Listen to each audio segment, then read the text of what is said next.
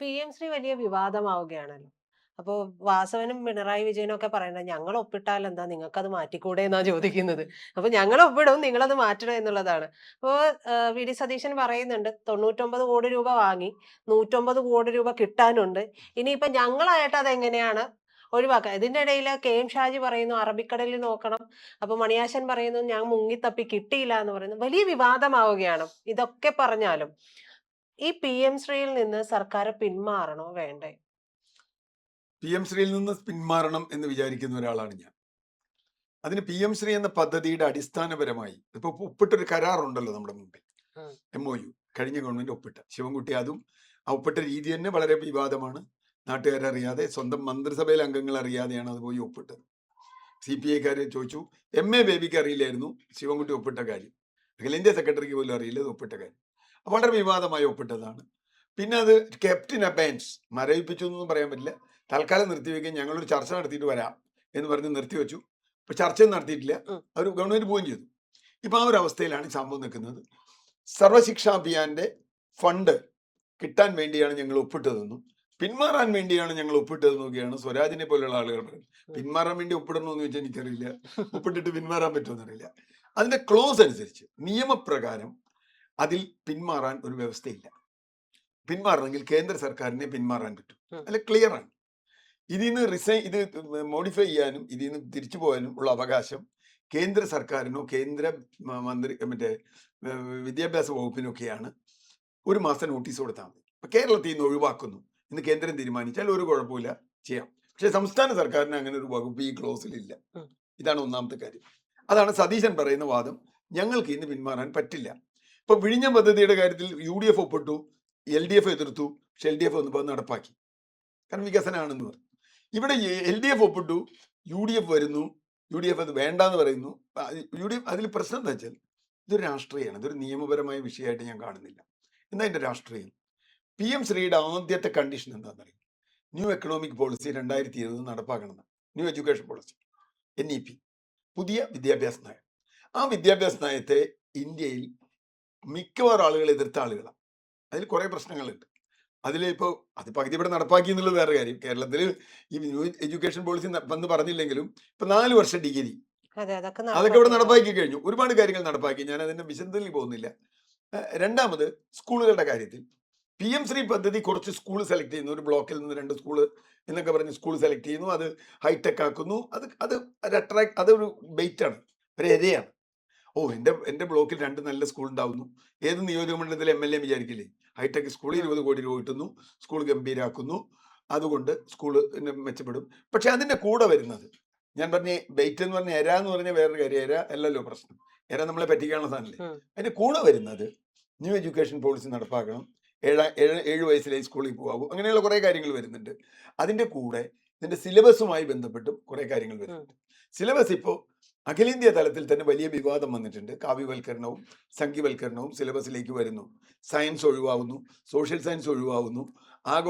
ഈ കപടശാസ്ത്രങ്ങൾ, ജ്യോതിഷം മുതൽ മന്ത്രവാദം വരെ സിലബസിലേക്ക് വരുന്നു. JNUവിൽ വരെ അതിന്റെ സമരങ്ങൾ നടക്കുകയാണ്.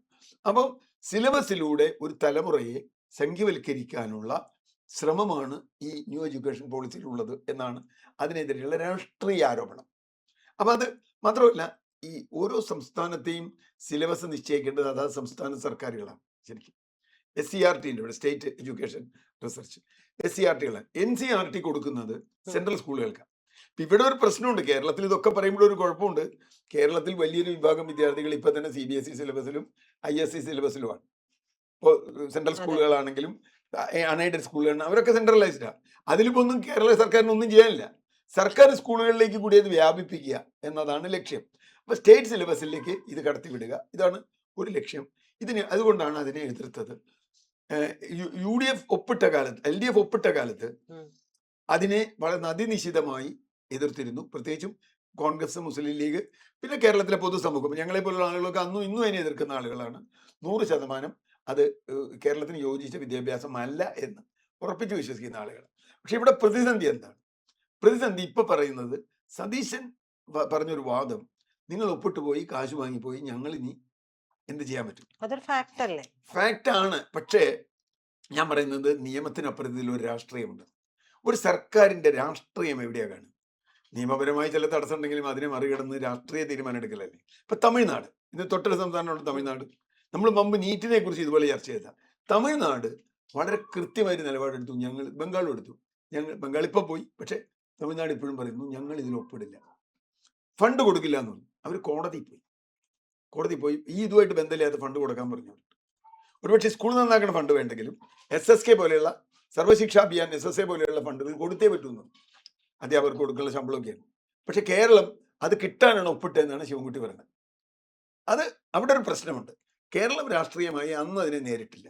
പക്ഷെ അവർ പോയല്ലോ, ഇപ്പോൾ ആ സർക്കാർ പോയല്ലോ, ആ സർക്കാർ മാറ്റിയിട്ടാണ് പുതിയ സർക്കാർ വന്നത്. അപ്പോൾ ഇവരെ സംബന്ധിച്ചിടത്തോളം രാഷ്ട്രീയമായി ഇതിനെ എങ്ങനെ നേരിടണം എന്ന ചോദ്യമുണ്ട്. ഇതിനെ നേരിടേണ്ടത് രാഷ്ട്രീയമായി, ഇതിനെ നിയമപരമായി നേരിടണം എന്നാണ് ഞാൻ വിചാരിക്കുന്നത്. ഇതിന് കീഴടങ്ങുക എന്ന് പറഞ്ഞാൽ അതിൽ വലിയ പ്രതിസന്ധിയുണ്ട്. ഇപ്പൊ സതീശൻ പറയുന്ന ഒരു സബ് കമ്മിറ്റിയെ വെച്ചിട്ടുണ്ട്, ക്യാബിനറ്റ് സബ് കമ്മിറ്റി ഉണ്ട്. ഇത് എങ്ങനെ നടപ്പാക്കാം എന്നുള്ളതിനെ കുറിച്ച്, അല്ലെങ്കിൽ എന്താണ് ഇതിന്റെ പ്രശ്നങ്ങൾ എന്നതിനെ കുറിച്ച് സബ് കമ്മിറ്റി പറയണം. ഇപ്പോൾ വിദ്യാഭ്യാസ മന്ത്രി കൺവീനറും ഉന്നത വിദ്യാഭ്യാസ മന്ത്രിയും ലിജുവും വിഷ്ണുനാഥും അടക്കം സമിതിയിലുണ്ട്. അവർക്ക് എന്താ ആലോചിക്കാൻ പറ്റുക? ഈ NEP നടപ്പാക്കാതെ എങ്ങനെ ഈ സ്കൂളുകൾക്ക് ഫണ്ട് മേടിക്കാം എന്നാണല്ലോ ഇവർ ആലോചിക്കുന്നത്. NEP പുതിയ വിദ്യാഭ്യാസ നയം നടപ്പാക്കാതെ, സിലബസ് മാറ്റാതെ എങ്ങനെ വാങ്ങിക്കാം, അങ്ങനെ കഴിയുമെന്നാണ് ഇവർ വാദിക്കുന്നത്. അത് കഴിയുന്നത് എനിക്കൊരു പ്രതീക്ഷയില്ലാത്ത ആളാണ്. കാരണം സെന്റർ എപ്പോഴും അവരുടെ പരമാവധി അവരുടെ രാഷ്ട്രീയം അവർ ഉപയോഗിക്കും.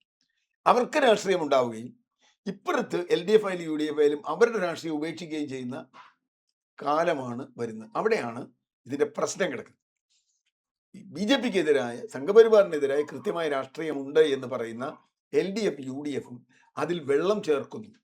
ഇപ്പൊ ഭരണത്തിൽ UDF ആയതുകൊണ്ട് അവരോട് ആദ്യം പറയട്ടെ, മറ്റൊരു ചേർത്തു, നിങ്ങൾ വെള്ളം ചേർക്കും, അത് മറിച്ചേ പറ്റും. ഇപ്പൊ ഈ പറഞ്ഞതുപോലെ ഷാജി അറബിക്കടലിൽ എറിയെന്ന് പറഞ്ഞില്ല, അറബിക്കടലിൽ എറിയണോ കൊച്ചിക്കായലിൽ എറിയണോ എന്നുള്ളതല്ല പ്രശ്നം ഇത് നിന്ന് എങ്ങനെ പിൻവാങ്ങാം എന്നുള്ളതാണ്. പിൻവാങ്ങേണ്ടത് ഞാൻ പറയുന്നത് രാഷ്ട്രീയമായ ഒരു മുദ്രാവാക്യം ഉയർത്തിക്കൊണ്ട് ഇതിൽ നിന്ന് പിൻവാങ്ങണം. എന്നിട്ട് അവരോട് പറയണം, ഞങ്ങളുടെ സ്കൂളിൽ നന്നാക്കാനുള്ള ഫണ്ടൊക്കെ തന്നേക്ക്, അത് ഞങ്ങൾ നന്നാക്കിക്കോളാം, നിങ്ങൾ ചെയ്തോളാം. ഞങ്ങൾ സിലബസിന്റെ കാര്യത്തിൽ ഇടപെടാൻ പറ്റില്ല എന്ന് പറഞ്ഞിട്ടുണ്ടല്ലോ. സിലബസിന്റെ കാര്യത്തിൽ ഇടപെടാൻ പറ്റില്ല എന്ന് പറഞ്ഞാലും അത് എത്രത്തോളം പറ്റും എന്നുള്ളത് ഇവർ പറയട്ടെ. എന്തായാലും ഇവർ പറയട്ടെ എന്താണ് ഇവരുടെ സബ് കമ്മിറ്റി എന്നുള്ളത്. സിലബസ് മാറ്റാൻ കഴിയില്ല, അല്ലെങ്കിൽ മറ്റ്. പക്ഷേ ഞാൻ പറഞ്ഞതെന്താ വെച്ചാൽ NEPയുടെ പല കാര്യങ്ങളും ഓൾറെഡി ഇവിടെ നടപ്പായി കഴിഞ്ഞു. കോളേജ് ഉന്നത വിദ്യാഭ്യാസ രംഗത്ത് ബിന്ദു മന്ത്രിയായിരുന്നപ്പോൾ തന്നെ നടപ്പായി എന്നുള്ളതാ പ്രശ്നം. അതാണ് പ്രശ്നം. അപ്പൊ അതുകൊണ്ട് താഴെ വിദ്യാഭ്യാസം അതിന് യോജിക്കാതെ വന്നാൽ ഒരു പ്രശ്നം ഉണ്ടാവും. പിന്നെ കാരണം നമ്മളിപ്പോ ഇത്ര ക്ലാസ് കഴിഞ്ഞ് ആ സംഗതി ഉണ്ടല്ലോ, ഇതൊരു കണ്ടിന്യൂസ് അല്ലേ. വിദ്യാഭ്യാസം എന്ന് പറഞ്ഞൊരു കണ്ടിന്യൂസ് ആണ്. പിന്നെ സ്കിൽ എഡ്യൂക്കേഷൻ, അങ്ങനെ കുറെ സംഗതികളുണ്ട്. ഞാൻ സ്കിൽ എഡ്യൂക്കേഷൻ ഞാൻ എതിർക്കുന്ന ആളല്ല. ഇവിടെ സ്കില്ല് വേണം, പക്ഷെ സ്കില്ലിന് വേണ്ടി മറ്റു വിദ്യാഭ്യാസം കളയാൻ പാടില്ല. കേരളം പൊതുവിദ്യാഭ്യാസ രംഗത്ത് വളരെ മുമ്പോട്ട് പോയതാണ്. ഈ NEP പോലെയുള്ള സാധനം ഉണ്ടാക്കിയിട്ടുള്ളത് രാജസ്ഥാനും ഉത്തർപ്രദേശിനും പോലെയുള്ള സംസ്ഥാനങ്ങൾക്ക് വേണ്ടിയിട്ടാണ്. അതൊന്നും കേരളത്തിൽ ബാധകമായ കാര്യങ്ങളേ ഇല്ല. അതുകൊണ്ട് കേരളത്തിലെ സർക്കാർ ചെയ്യേണ്ടത്, നമ്മൾ പറയുന്നത് ഇത് പുനഃപരിശോധിക്കുകയും ഫൈറ്റ് ചെയ്യുകയും രാഷ്ട്രീയമായി BJPയുടെ സർക്കാരിനെതിരെ ഫൈറ്റ് ചെയ്യുകയും ആ ഫൈറ്റിൽ നിന്ന് അതിന്റെ രാഷ്ട്രീയം നിലനിർത്താം. ഇതിന് ഇനിയിപ്പോ ഒരു കാര്യം കൂടി പറയാം. അടുത്ത വർഷത്തോട് ഇത് അവസാനിക്കും, 27 അവസാനിക്കും ഈ PMC. 27 അവസാനിച്ചാൽ പിന്നെ അതിന്റെ ക്വസ്റ്റ്യൻ ഇല്ലല്ലോ. ഇനിയിപ്പോ ഒരു വർഷത്തെ അല്ലേ, ആ ഒരു വർഷം കേരളം ഫൈറ്റ് ചെയ്യണം, കിട്ടാവുന്ന ഫണ്ട് മേടിക്കണം. ഞാൻ വിചാരിക്കുന്നത് നിങ്ങൾ ഇത് ഒപ്പിട്ടാലേ കാശ് തരുള്ളൂ എന്ന് പറയുന്ന പരിപാടിയൊന്നും വേണ്ട. കാരണം ആ കാശ് അവരുടെ വീട്ടിൽ നിന്ന് കൊണ്ടുവരുന്ന കാശല്ല, ആ കാശ് നമ്മുടെ നികുതി പിരിച്ച പൈസ സെൻട്രൽ ഗവൺമെന്റ് തരുന്നത്. അതുകൊണ്ട് സെൻട്രൽ ഗവൺമെന്റിൽ നിന്ന് ഞങ്ങൾക്ക് കിട്ടാനുള്ള ഫണ്ട് കിട്ടണം എന്ന ഉറച്ച നിലപാടെടുത്തുകൊണ്ട് ഗവൺമെന്റ് മുമ്പോട്ട് പോകണം. PMC ഞങ്ങൾ ഒന്നും ചെയ്യാതിരും, ഞാൻ പറഞ്ഞു PMC ക്യാൻസൽ ചെയ്യൊന്നും വേണ്ട, നീ ഒന്നും ചെയ്യാതിരുന്നാൽ മതി, നീ ഒന്നും ചെയ്യണ്ട, ഞങ്ങൾ ചെയ്യണില്ല, ഞങ്ങൾക്ക് നിങ്ങളുടെ ഇത് വേണ്ട, നിങ്ങളുടെ ഇത് അപ്പോൾ അത് നിയമപരമായി പോരാടാതെ മുമ്പോട്ട് പോകുമോ എന്നുള്ളത് വളരെ വലിയൊരു രാഷ്ട്രീയ ചോദ്യമാണ്. ഇതൊരു നിയമപരമായ ചോദ്യമല്ല. നിയമം നമുക്ക് അവിടെ നിൽക്കട്ടെ. നിയമത്തിനെ മറികടക്കാൻ അങ്ങനെ ഒരു നിയമം, തെറ്റായൊരു കരാറ് ഇടതുപക്ഷം ഒപ്പിട്ടിട്ടുണ്ടെങ്കിൽ ആ കരാറ് തെറ്റാണ്, ഞങ്ങളത് അംഗീകരിക്കുന്നില്ല എന്ന് പറയാനുള്ള ധാർമ്മിക ബാധ്യത ഇടതുപക്ഷത്തെ നേതൃത്വത്തിൽ ഇതിലൊന്നും പറയാനില്ല. അവരിപ്പോൾ ഇത് റദ്ദാക്കണം എന്ന് പറഞ്ഞാൽ പിന്നെ നിങ്ങൾ ഒപ്പിട്ടവർ പിന്നെ റദ്ദാക്കണം എന്ന് പറഞ്ഞാൽ എന്തിനാന്ന് നമുക്ക് മനസ്സിലായിട്ടില്ലേ. സ്വരാജൊക്കെ പറഞ്ഞു കേട്ടാൽ ഇതെന്തോ ഞാൻ പറഞ്ഞ പോലെ നിങ്ങൾ റദ്ദാക്കാൻ വേണ്ടി ഒപ്പിട്ട കരാറാണ് എന്നൊക്കെ പറയുന്ന ഒരു സംഗതി. ശിവൻകുട്ടി തന്നെ എഴുതിയിട്ടുണ്ട്, ഞാൻ ഇത് വളരെ മോശമാണെന്ന് ഒരു ദിവസം എഴുതും, പിറ്റേ ദിവസം ഇത് ഗംഭീര കരാറാണെന്ന് എഴുതും. മുഖ്യമന്ത്രിയുടെ തന്നെ വലിയൊരു സ്റ്റേറ്റ്മെന്റ് ഇന്ന് സോഷ്യൽ മീഡിയയിൽ വന്നിട്ടുണ്ട്.